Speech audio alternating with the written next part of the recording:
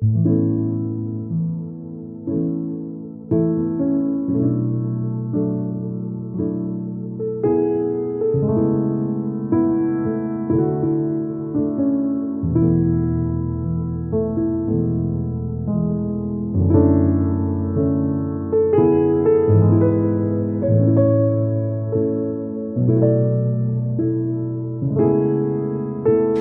me, what a privilege, it was to hold Nana in my arms. Samtang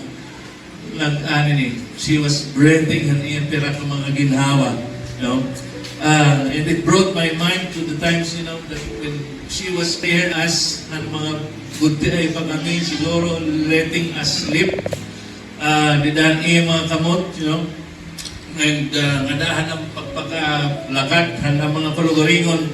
And now, it was time for me, to carry her. Sometimes she was in physical, in sleep, transitioning to eternity. I go, what a blessing and a privilege. Every time she was lying down, there was this point considering, Lord, give me strength. And I prayed for her. Lord, actually that time, I prayed 3 times. And the first prayer was that, Lord, if it's possible for you to extend more days para kang nanay. That's my prayer was. And later on when she said, Lord, I just prayed for that strength. Actually, I don't know kung ano ang klaseng strength that she was looking for. And hanto na, last, because every time she just want to sit down, lean on me. That was the time that she was so relaxed. Waray reklamo, waray di sana. In fact, there were times she would just close her eyes, sobrang relax na relax at ininasan di kinanay and ngadahan final breath.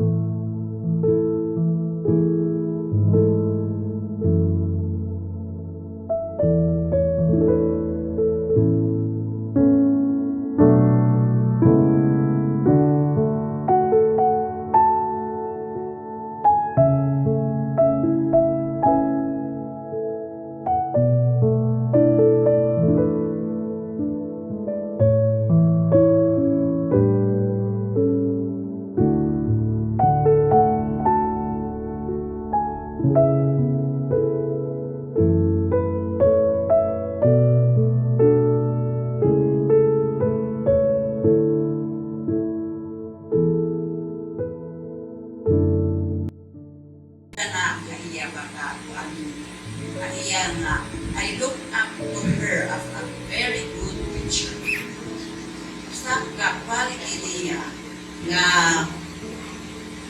maupay ang iya, usaha ang iya nga kagiupay na laan iya pinanship nga siguro bisa ni ako dahil nga nagsisinubad na iya ang iya pinanship. Dahil para good teacher na nakasugan hangga maupay na iya pinanship. Asya itan akaiya na kita, and then usaliwan niya nga very softly spoken nga lirik man niya maangini itong na shout na niya mga